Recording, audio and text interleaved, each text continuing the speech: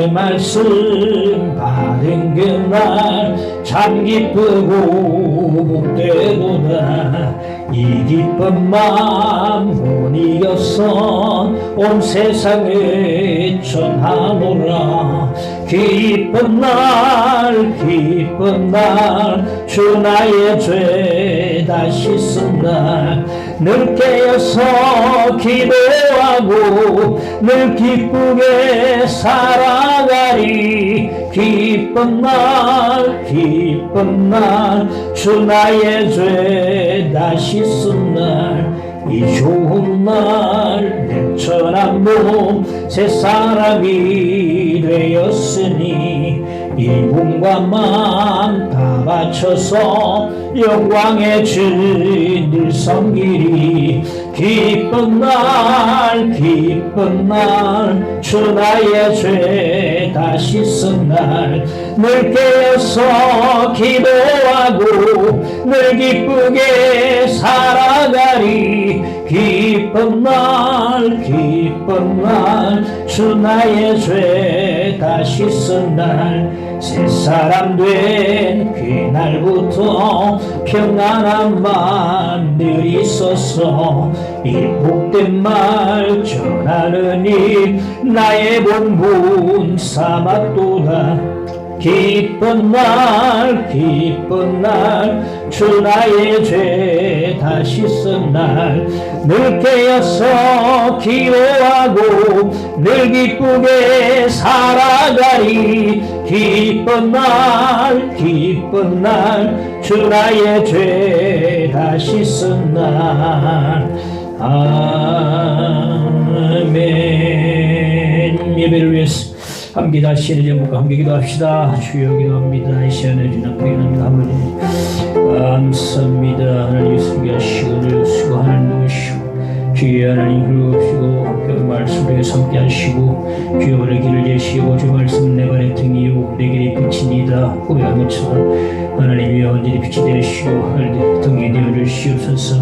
언제나 하나님께 하나님 앞에 나아가 주여 시고 하나님들을 체험하게 하시고 내가 들어가도록 인도해 주시고 주여 함께 하시는 하나님의 놀라운 가보드 흐물임이 힘하는 예배가 되도록 인도하시기를 건지기도 우리 마음속에 함께 하시고 주여 하나님 우리 임하시는 역사 있게 하시고 이게 들려지게 하여 주옵소서. 할렐루야. 우리는 심령과 가정과 교회와 이 나라와 민족과 이 사회 온 세상에 아버지 하나님의 빛을 발하는 자 되게 하시고 주여 하나님의 은혜가 가득히 임하고 하나님 아는 지식이 가득히 넘쳐나도록 역사하시기를 간절히 빌고 원하옵나이다. 주여 도우시옵소서. 함께 오소서. 주여 주옵소서. 주의 신함께 하시고 주님을 주게 하시고 내 불신을 내도록 인도하여 주옵소서. 주옵소서. 믿습니다. 예수 이름으로 기도하옵나이다. 아멘. 사도행전 24장 22절에서 27절 같이 보겠습니다. 사도행전 24장 21절에서 27절. 벨릭스가 이 도에 관한 것을 더 자세히 아는 고로 얘기하여 이르되 천부장 루시아가 내려오거든 너희 일을 처결하리라 하고 백부장에게 명하여 바울을 지키되 자유를 주고 그의 친구들이 그를 돌봐주는 것을 금하지 말라 하니라. 수일 후에 벨릭스가 그의 아내 유대 여자 드루실라와 함께 와서 바울을 불러 그리스도 예수 믿는 도를 듣거늘 바울이 의와 절제와 장차 오는 심판을 강론하니 벨릭스가 두려워하여 대답하되 지금은 가라. 내가 틈이 있으면 너를 부르리라 하고 동시에 또 바울에게서 돈을 받을까 바라는 고로 더 자주 불러 같이 이야기하더라. 이때가 지난 후 보르기오 베스도가 벨릭스의 초임을 이어받으니 벨릭스가 유대인의 마음을 얻고자 하여 바울을 고려하여 두니라. 아멘.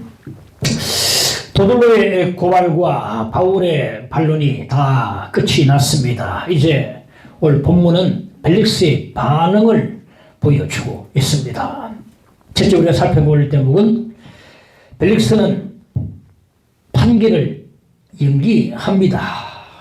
22절에 보면 벨릭스가 이 도에 관한 것을 더 자세히 아는 고로 연기하여 이르되 천부장 루시아가 내려오거든 너희 일을 체결하리라 하고 말씀하고 있습니다. 벨릭스는 더둘러의 고발도 듣고 바울의 반론도 다 들었어요. 들어보니 이해하지 못할 말은 하나도 없었습니다. 전부 이해 다 할 수 있었어요. 충분히 지금 판결을 내릴 수가 있었습니다. 그럼에도 불구하고 연기하여 이르되, 그 판결을 연기하고 말았습니다. 왜 그가 판결을 연기했을까? 벨릭스가 이 도에 관한 것을 더 자세히 아는 거로 연기하여,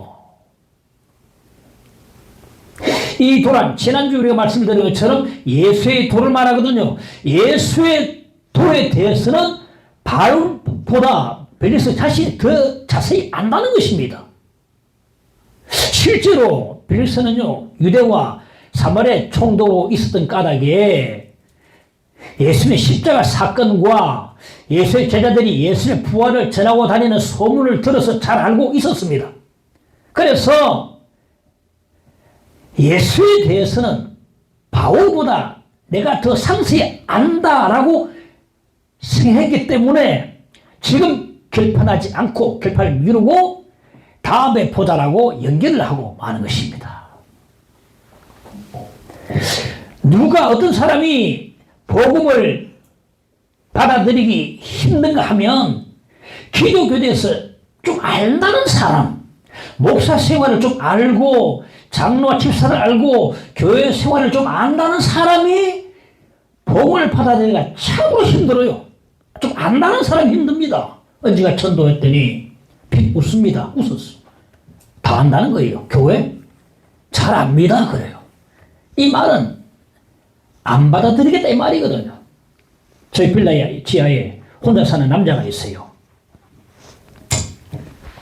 한번 전도를 했습니다. 하니까 저 학생 때까지 교회 다녔습니다. 교회 내 잘합니다. 그래요. 그럼 다시 또 나갑시다. 이거 큰 소리만 내 안 다닙니다. 너무 잘하고 있다는 투였어요. 너무 잘하고 있다. 그래서 안 간다 이거. 차라리 생판 기독교에 대해서 모르는 사람이 잘 받아들이지 좀 안다는 사람은요 비웃기까지 하면서 안 받아들입니다. 교회 안에서도 보면요. 근데 바울 압니다. 모세 압니다. 아브라함, 베드로 잘 압니다. 지금 주일학교 때부터 계속 들어왔습니다. 압니다. 이런 사람들이 결단을 안 해요. 이런 사람들이 복음을 말씀 안 받아들입니다. 잘 안다고 안 받아들여요. 아, 베드로 압니다. 베드로 뭐 세번 부인하고 뭐 꽃기요하고 막 그랬습니까? 안 받아들여요.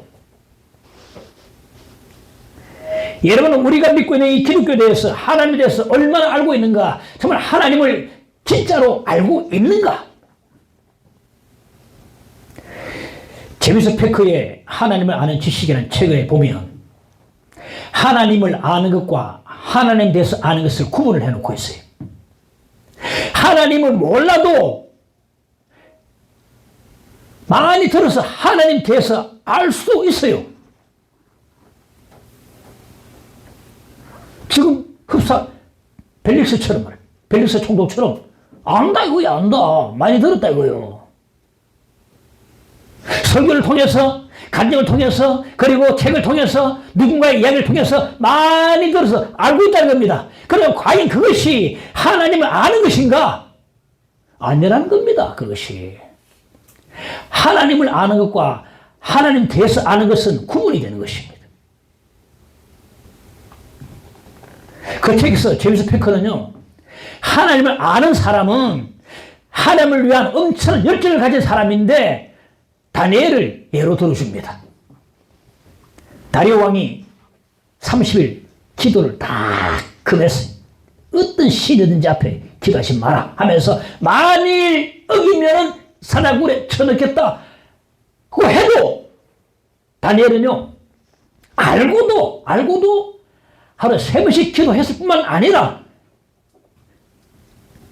창문을 열어놓기까지 하면서 다 보라고 기도를 했어요. 이러한 다니엘이 곧 하나님을 아는 사람이라고 말해주고 있는 것입니다. 그러니까 하나님을 아는 사람은 기도하는 사람이다. 기도하는 사람이다. 꼭 교회에서 통수를 하면서 주여 읽기만 하는 게 아니고 전철 안에서 버스 안에서 내 삶의 현장에서 참으로 내 위기 속에서 참으로 내 실현 현장에서 그 문제 현장에서 한복판에서 때로는 참으로 주 앞에 기도하는데 비록 무릎을 꿇지 못한다 할지라도 하나님의 간절히 기도로 나가는 사람, 그 사람이 하나님을 아는 사람이라고 말해주고 있어요. 하나님께 대해서 들은 사람은요, 기도할 줄 모릅니다. 기도 모릅니다. 기도할 줄 몰라요. 급해도 기도 안 합니다.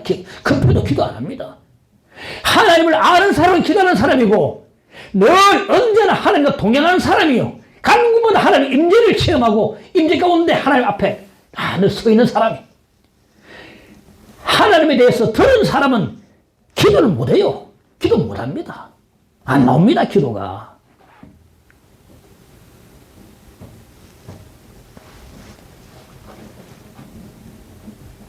늘 하나님과 삶 속에 동행을 해야 하나님 아는 사람이라.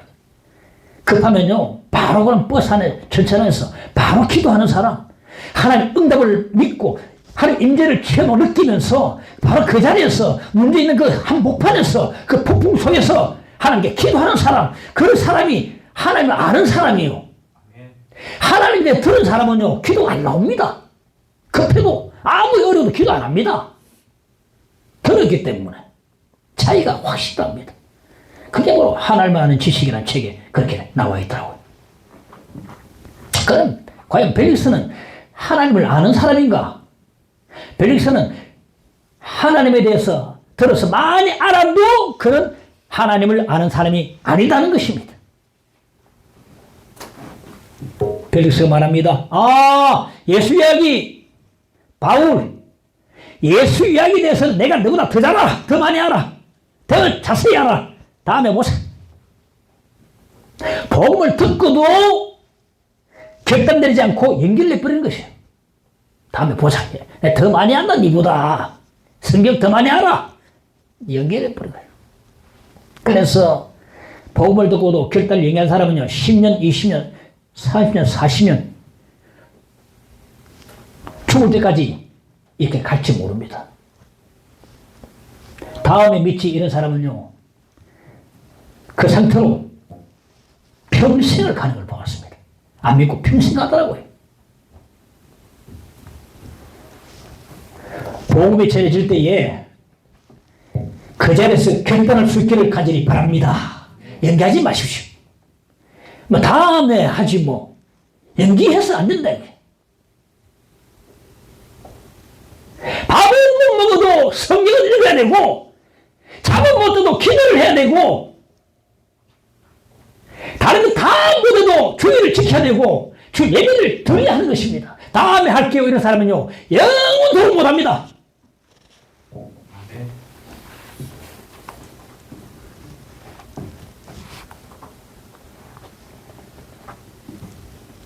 복음이 전해질 때에 그 자리에서 결단할 수 있어야 된다. 미량 광야 떨기나무에서 부르신 하나님의 음성을 듣고 다가가 살아계신 하나님을 만났던 모세처럼 말씀이 선포되질 때에 이 말씀의 음성에 대해서 살아계신 하나님을 만날 수 있도록 사모하는 마음으로 말씀을 들어야 될 줄 압니다. 내 심령에 꽂혀지도록 임하도록 사모하는 마음으로 그렇게 들어야 되는 것입니다. 하나님을 모르는 채로 평생 가서는 안 됩니다. 연결해서는 안 됩니다. 말씀을 들을 때 믿음이 닿으면서 결단을 할 수 있어야 된다는 거죠. 평생을 결단 안 하고 합니다. 다음에 하시고, 다음에 하시고. 둘째는 바울은 벨릭스 부부 앞에서 강론합니다. 벨릭스가 며칠 지난 뒤에 아내 드루실라와 함께 와서 감옥에 가둬놓은 바울을 불러냈어요. 재판을 위해서도 아니고 그리스도 예수의 믿는 도를 더 듣기 위해서 불렀습니다. 불러오너라. 바울이 벨릭스와 드루실라 앞에서 강론을 합니다. 그런데 저 전처럼 예수 그리스도의 십자가나 부활이나 메시아, 믿음 이런 주제가 아니에요. 이 15절 보니까 바울이 의와 절제와 장차 오는 심판을 강론하니 이거죠. 왜? 예전처럼 그 십자가, 부활, 메시아, 믿음의 이런 주제가 아니고 의와 이 절제와 심판에 대한 주제를 가지고 그들 앞에 강론했는가? 그 이유를 알려고 하면 벨릭스와 드루실라 두 사람이 누군지를 먼저 알아야 돼요. 바울은 이 두 사람이 어떤 사람인지 이미 알고 있다는 거거든요. 그 주제를 바꾼 겁니다. 상황에 따라서. 벨릭스는요, 원래 노예 출신입니다. 노예 출신인데 운빨이 좋아서 총독이 됐어요. 요즘도 중동지방이 너무너무 골치 아프고 어지러운데 중동지방은 지금뿐에 그 당시도 골치 아픈 곳이었습니다. 황제가 그 골치 아픈 곳에 벨릭스를 총독으로 임명해서 보냅니다. 네 한번 해봐라. 그래서 한번 해봐라. 일단 한번 긍정해봐라. 보냈어. 벨릭스는 총독의 권세를 덩이었고 수천 명의 경건한 유대인들을 이 정치적 안정을 위한 목적으로 다 죽여버렸어요. 랍비도 죽이고 막 존경한 사람 유대인들을 막 죽였어요. 그리고 참 잔인한 사람이고 뇌물수수 폭증을 날마다 일삼았습니다. 하도 너무 힘들어서 유대인들이 황제에게 진정서를 내가지고 넣고 난 뒤에 타당하니까 나중에 그 총독 자리에서 해임되고 맙니다. 좀 잔인한 사람이다. 드루실라는 누군가? 그 안에 드루실라는 유대 사람인데 유대자인데 아버지는 헤롯 아그리파 1세가 아버지인데 헤롯 아그리파 1세는 누군가? 야고보 사도를 칼로 죽인 사람이야. 사도행전 12장에 나오지 않습니까? 야고보 사도를 칼로 죽인 사람이다. 이 드루실라가 헤롯 아그리파 1세의 막내딸입니다. 근데 민모가 굉장히 뛰어났던 것 같아요. 불과 15세 때에 팔레스타인 북방에 하마드 왕인 아제투스와 결혼을 딱 합니다. 너무나 예쁜 아버지 정치적 결혼을 빨리 시켜버려요. 정치적 정략적인 결혼을 시켜버립니다.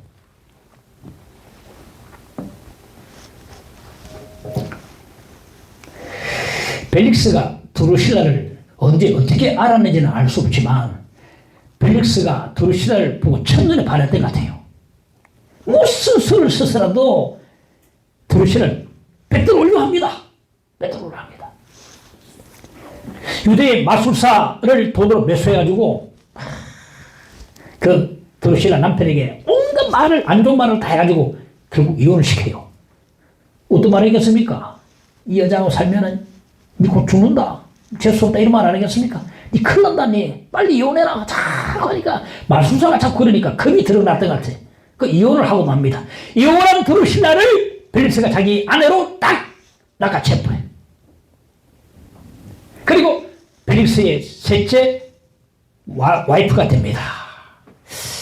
조선시대 때 왕과 왕비의 나이 차이가 가장 심한 경우가 어떤 경우 하면 영조와 그 왕비, 정순 왕후인데 영조는 66세고 정순 왕후는 15세, 나이 차이가 무려 51세나 차이 나요.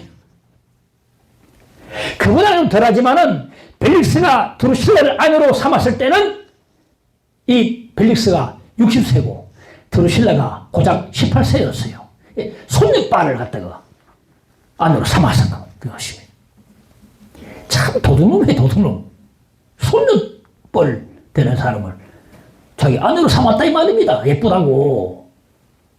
벨릭스는 남의 아내를 빼앗았고 드루실라는 자기 남편 일을 차버리고 벨릭스 품에 안겨버렸어요. 바울은요, 벨릭스가 잔인한 사람인 것과 이 두 사람이 불륜으로 맺어진 부부라는 것을 이미 알고 있었던 겁니다. 그래서 의와 절제와 심판을 그들 앞에서 이렇게 선포했던 것입니다. 무슨 말입니까? 그래 살지 마라. 하나님의 심판이 있다. 절제해라. 의롭게 살아라. 그렇게 살지 마라. 이렇게 메시지 전하는 것입니다. 지금 벨릭스와 드루실라가 꼭 필요한 것은 회개입니다. 회개. 회개를 해야 되는 거예요. 신약 성경에는요, 예수의 재림과 종말에 대한 그 예언이 총 318번이 나옵니다. 신약성경 총 260장 7,957절 가운데 한 장당 1회 이상씩 예수 재림과 종말이 나오고, 절수로 말하면 25절에 한 번씩 예수의 재림과 종말에 대해서 그렇게 언급해 주고 있어요. 그러니까 신약성경의 총 주제는 바로 이 재림이다. 그리고 종말이라 보면 됩니다. 총 주제가 재림이요 종말이고, 이 대주제가 그렇고 또 약속이고 예언입니다. 이걸 어떻게 우리가 안 믿어요?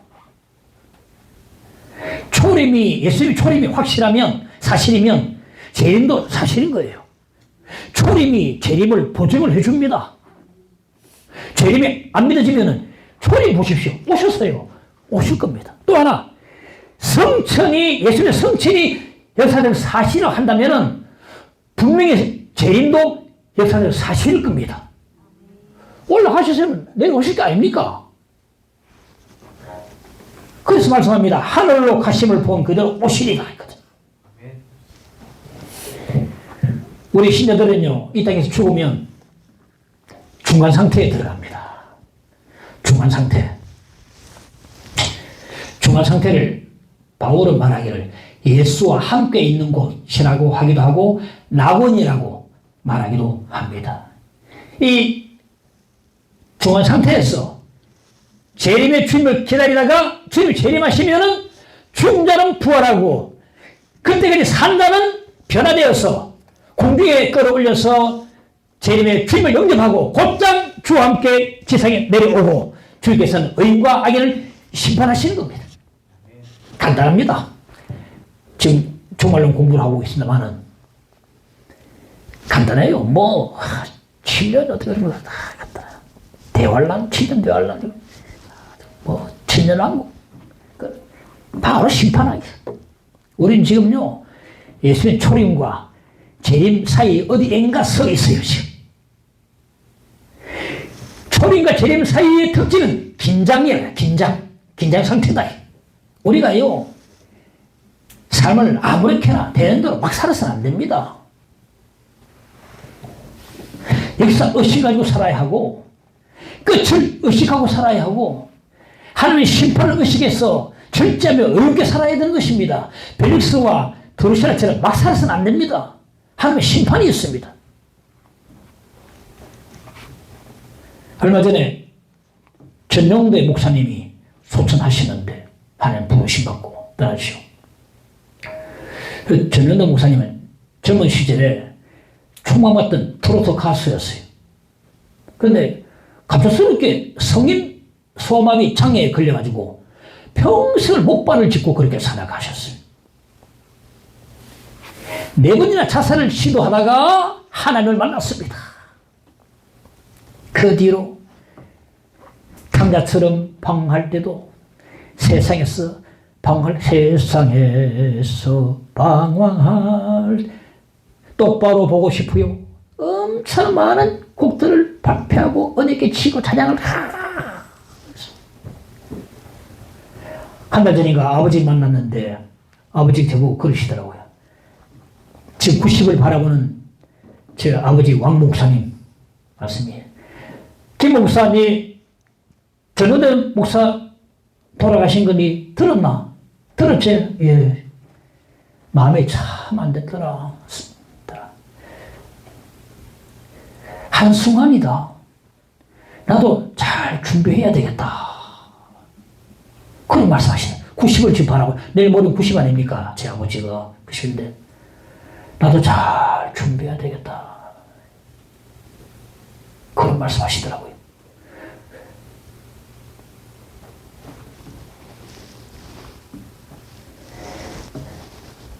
벨릭스와 드루시라는요, 자기 마음대로, 살고 싶은 대로, 되는 대로, 정력대로 막 살았습니다.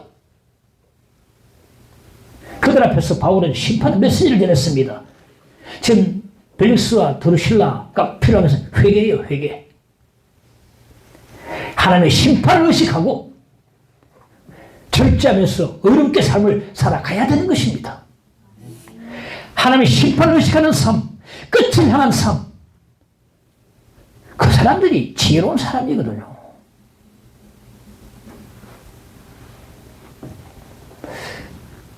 제가 뜰기나무에 한 목사님 제가 돼서 잠시 살았습니다만 지난주에 저지난주입니까?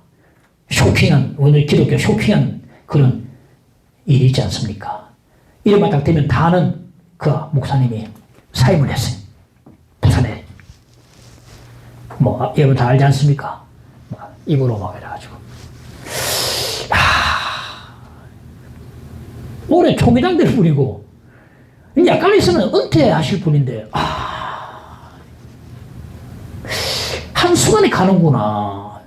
한순간에 미끄러지는구나. 여러분, 정말 하나님 의식하고, 하나님 심판은 우리 말 한마디, 행동 하나, 모든 선행, 모든 다 판단하신다고 말해주고 있어요.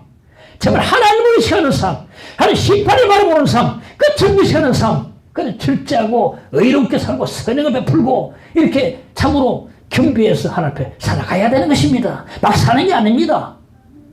이래서 두 사람 앞에 바울이 주제를 바꿔서 의와 절제와 심판에 대해서 강하게 몰아붙이고 설교를 하는 것입니다. 그들이 필요한 것은 회개입니다. 회개.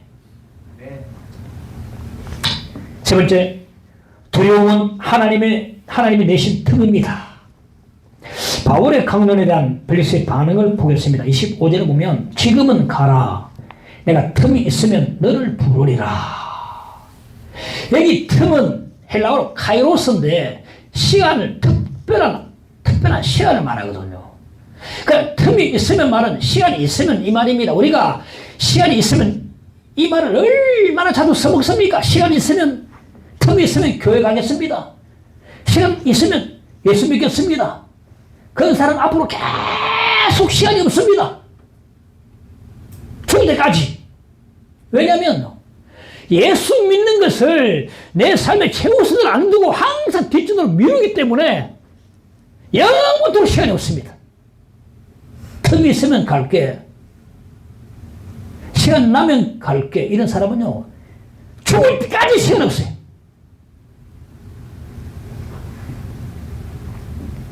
우리도 이 핑계를 얼마나 많이 댑니까? 틈이 있으면, 시간 있으면 교회 갈게. 시간 있으면 성경 읽을게. 시간 있으면 기도할게. 시간 있으면 예배 드릴게. 참, 우리 핑계, 시간 있으면, 틈이 있으면, 이 핑계 참 많이 됩니다. 많이 됩니다. 아까도 제가 말했지만, 밥은 못 먹어도 성경을 읽어야 하고, 잠은 못 자도 기도는 해야 하고, 다른 일 못해도 주의를 지키고 주일 예배는 드려야 하는 것입니다. 시간이 있으면 할게요 하는 사람은 영원히 시간이 안 날 것입니다. 왜 그렇습니까? 최우선이 아니고 차선에 한참 뒤에 시간 나면 차선을요 차 내려가는 겁니다. 내 생명이 왔다 갔다 하는 일인데 자꾸 미루셔야 되겠습니까?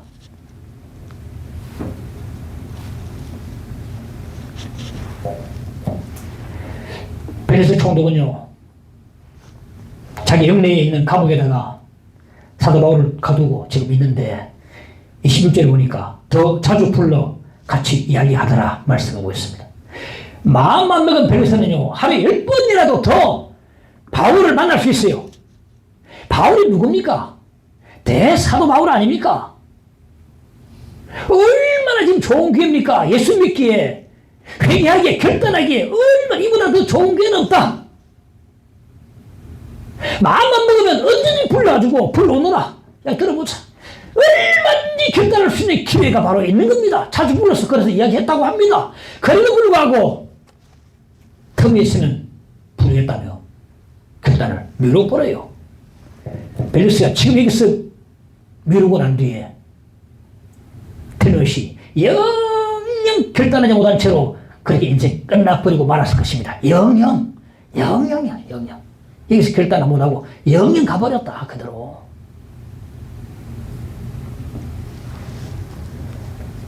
(25절에) 바울이 의와 절제와 장차 오는 심판을 강론하니 벨릭스가 두려워하여 말합니다. 벨릭스는 바울의 심판에 대한 강론을 듣고 두려워했습니다. 이 두려움은요, 성경에서 주시는 두려움이고, 하나님께서 그 딱딱한 그 바위돌 같은 그 벨릭스 마음에 내시는 틈을 말하거든. 하나님께서 그의 마음에 빠지지 하면서 가르치는 바로 균열을 말하고, 균열. 쪼개버리는 거예요. 좀 약간 겁을 내버리는 겁니다. 이 기회를 절대 놓쳐서는 안 되는 것입니다. 두려움이라는 것은요, 하나님에게 주신 틈, 우리 말씀 들을 때는 찔림받고 깨달음이 생기고 기도할 마음이 생기고 말씀 듣게 됐다 생기고 이럴 때 하나님이 주신 바로 틈이야, 틈. 그 틈을 놓치면 안 된다 이 말이거든. 그 틈을 잡아야 됩니다.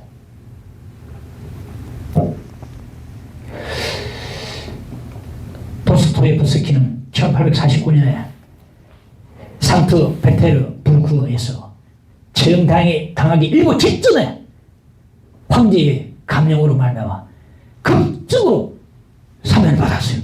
이제 죽는데 죽을 순간에 바로 잠깐 해가지고 멈춘 거예요. 황제가 야를 사면하라 가더라. 그래가지고 극적으로 살아났어요. 살아있으면 참 감격이었습니다. 그리고 훗날에 말하기를 그날보다 더 행복한 적은 없었다. 최고로 행복한 기억이 바로 그날이다. 라고 회고를 했습니다. 이 도스토옙스키가 자기 형에게 편지를 이렇게 썼습니다. 과거를 돌이켜 생각해보면 나는 아무것도 아닌 일에 너무 헛송했다. 헛수고와 과오와 게으름과 무력함에 내 시간을 다 날려버렸다. 얼마나 시간이 소중한 것도 몰랐다. 지금 생각하면 내 심장에서 피가 끓어오른다. 삶은 너무나 좋은 선물이고 행복한 것이다. 앞으로 더 나은 사람으로 되어나겠다. 이런 내용을 편지를 썼습니다. 이 도스토옙스키가 저 직전에 풀려나는 극적인 체험을 하지 않습니까? 바로 그것이 하나님이 그에게 주신 틈이거든요, 틈.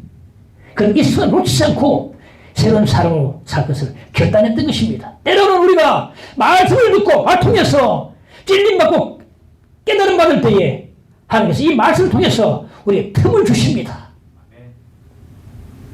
때로는 내가 늘 달리는 길에 하나님께서 큰 나무를 넘어뜨리시고 우리를 멈추어 세우실 수도 있어요. 내가 세운 많은 계획을 뒤엉켜버리기도 하십니다. 그때는 고난을 주셔서 뒤돌아보기도 하십니다. 이 모든 것은 하나님이 우리에게 주신 틈이거든요. 두려움은요, 벨릭스에게 있는 두려움은요, 하나님이 그에게 주신 틈입니다. 이 틈이 뭡니까? 결단의 시간이고, 회개의 시간이고, 이제는 깨닫는 시간이고, 새롭게 사는 시간이거든요. 이제는 다시는 살아서는 안 되겠다. 이제 결단해야 되겠다. 새롭게 살아야겠다. 뒤로 미뤄서는 안 되겠다. 결단하는 시간입니다. 이 틈이 생길 때에 여러분 말씀을 듣습니다. 조금이라도 깨달음이 있다면 하나님이 우리 딱딱한 심령에 임하셔서 틈을 다 보여주시. 틈이 있으면 그 틈이 있으면 놓지 말아야 됩니다, 여러분. 놓지 말아야 돼요. 틈이 있을 때에 결단해야 됩니다. 이제 새롭게 살겠다. 이제 참으로 믿음으로 살아보겠다. 이제 세상으로 거듭나겠다. 이 결단이 필요한 시간이 바로 틈이 있는 시간이.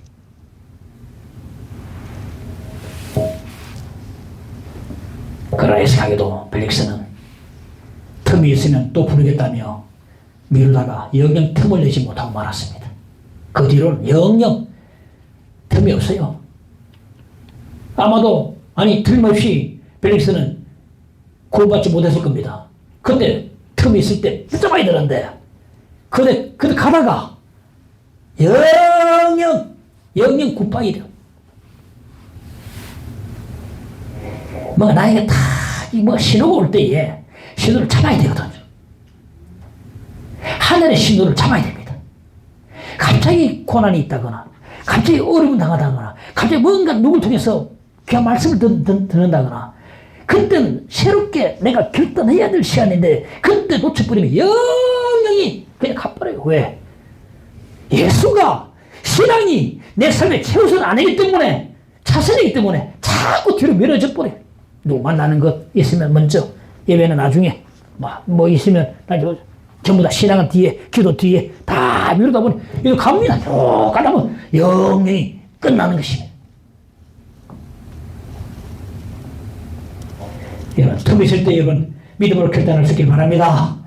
그렇게 됩니다. 말씀에 은혜가 좀 된다면은 내가 이렇게 살아봐야겠다. 하루에 성경 한 장씩 내가 읽고 살아야겠다 한다든지 결단을 해야 되는 거예요. 마지막으로 바울에게 있어서 고유는 브레이크 타임입니다. 벨릭스는요, 바울이 죄가 없음을 알았습니다. 그렇다면 석방해야 될 게 아닙니까? 근데 계속 붙잡아 두었어요. 왜 바울을 붙잡아 뒀냐면 그 목적이 이게 나옵니다. 26절에 바울에게서 돈을 받을까 바라는 거로. 벨릭스는요, 바울이 구제금을 걷어가지고 예루살렘 온 걸 알고 있었어요. 그 구제금을 노린 겁니다. 또한 이 대사도 바울을 지금 억류하고 있는데, 구류하고 있는데, 온 교회가 다 듣고 보스금을 모아 걷어가지고 마련해가지고 와서 그 뇌물로 다 주면 뇌물을 챙기기를 기다리고 있는 겁니다. 뇌물 받을 때까지, 뇌물 한몫 챙길 때까지 자꾸 석방을 연기하고 다. 그러다 보니 벨릭스가 하루 이틀 뇌물 받을 때까지 연기하다 보니 하루 이틀 3일처럼 2년 동안 그렇게 2년을 계획한 게 아닌데 뇌물 받을 때까지 하다 보니까 2년 동안 2년이 흘러가 버렸어요. 그 금주 같은 시간이 2년이 흘러가 버린 것입니다. 그리고 2년 뒤에 벨릭스가 그 후임 총독에 의해서 바울 비로소 이제 추록이 되어지고 로마로 가게 됩니다. 그러니까 벨릭스 보면 참 안 됐다는 생각이 들어요. 안 됐다. 돈만 밝히는 사람이, 돈만 최고로 두는 사람, 돈만 쫓아다니는 사람, 돈이면 다 나는 사람. 참 불쌍한 인간이 아닐 수 없어요. 그것 때문에 참 바울을 연기시키고 석방하시 계속 묶어두고 그러다 보니 2년이 돼버렸어요. 그리고 선수교체 다른 총독이 보고 바울을 풀어줍니다.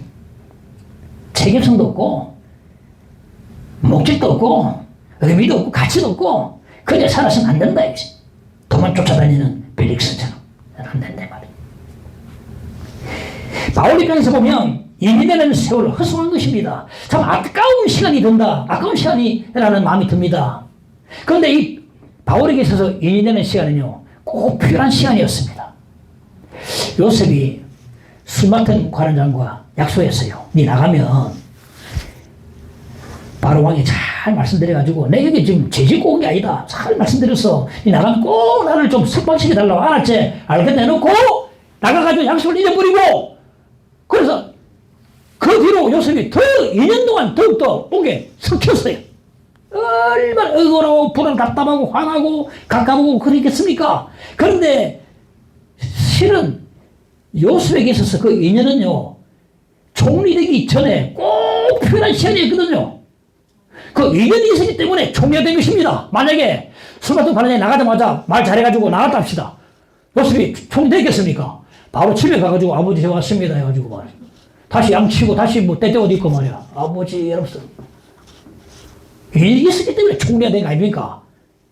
다시 그 왕의 꿈을 해석해주고 막 바로 7년 환란 7년 다 이 꼭 필요했거든. 이처럼 바울에게도요 로마에 가기 전에 이 2년이라는 시간이 꼭 필요한 시간이었어요. 알고 보면 제가 언젠가 점심 식사하러 늦은 오후에 식당에 나갔더니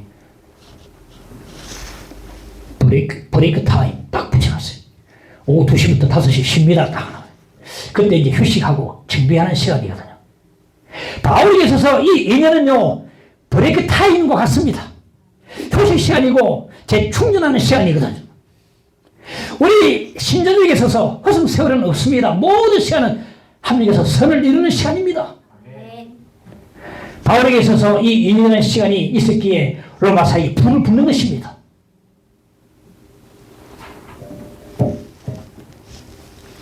여러분, 말씀을 정리합시다.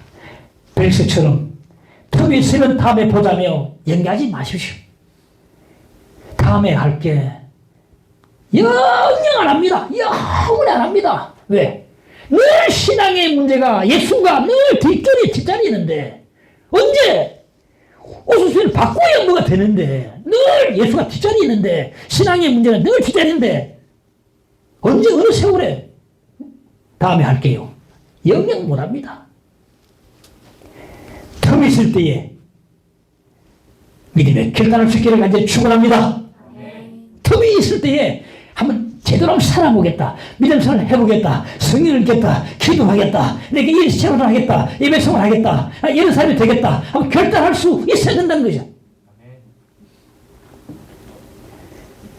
지금 하나님께서 설교를 통해서 내 일상생활을 통해서 우리 마음에 틈을 내시고 균열을 일으켰어요. 균열, 마지직 일으킬 때 그때 틈을 놓치면 안 된다 이거예요. 그때 틈을 놓치면 안 된다. 틈이 있을 때 있으면 잡아야 돼. 놓치지 마시고 신앙의 결단을 내리시고 새로운 삶을 사시는 분들 되시기를 간절히 축원합니다. 찬송합시다. 524장 갈 길을 밝히 보이시니 찬양합시다.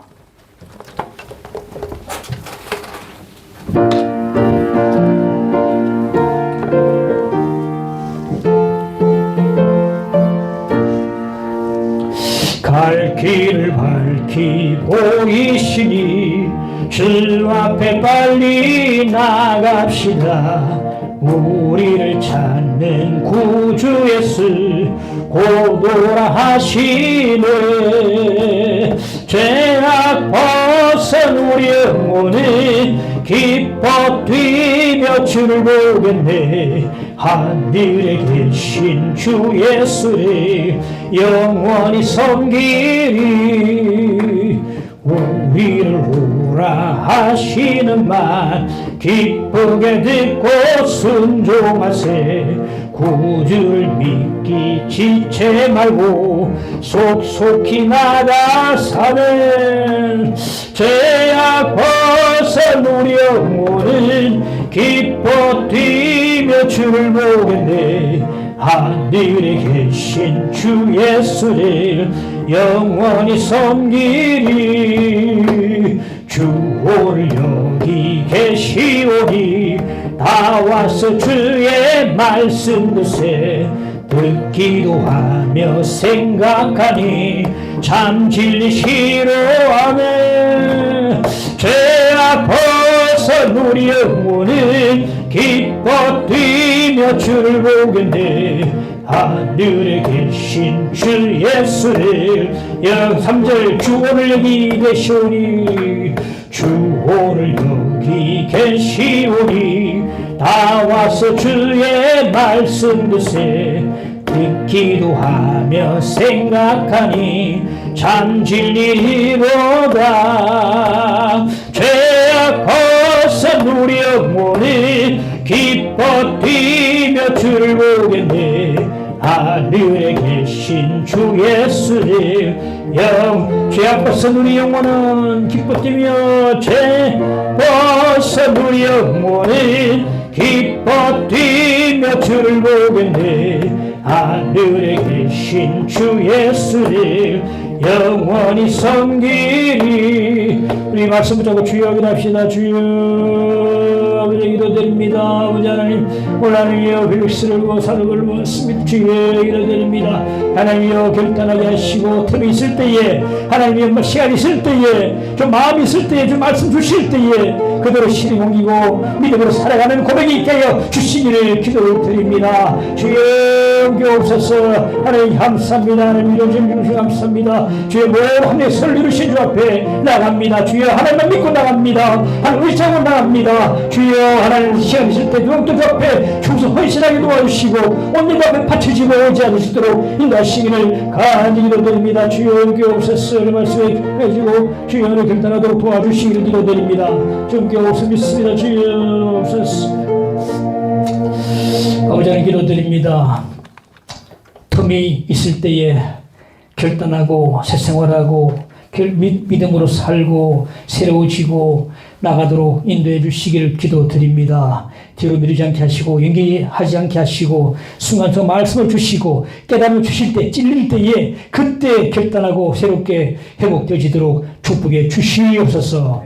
우리 교우들 함께 하시고 은혜 주시고 늘 말씀을 주시고 하나님의 참으로 한미가 선을 이루신 주 앞에 다 믿고 의지하고 나가는 믿음의 삶을 다 낼 수 있도록 축복해 주시기를 기도를 드립니다. 믿습니다. 예수 이름으로 싸웠고 기도하옵나이다. 아멘.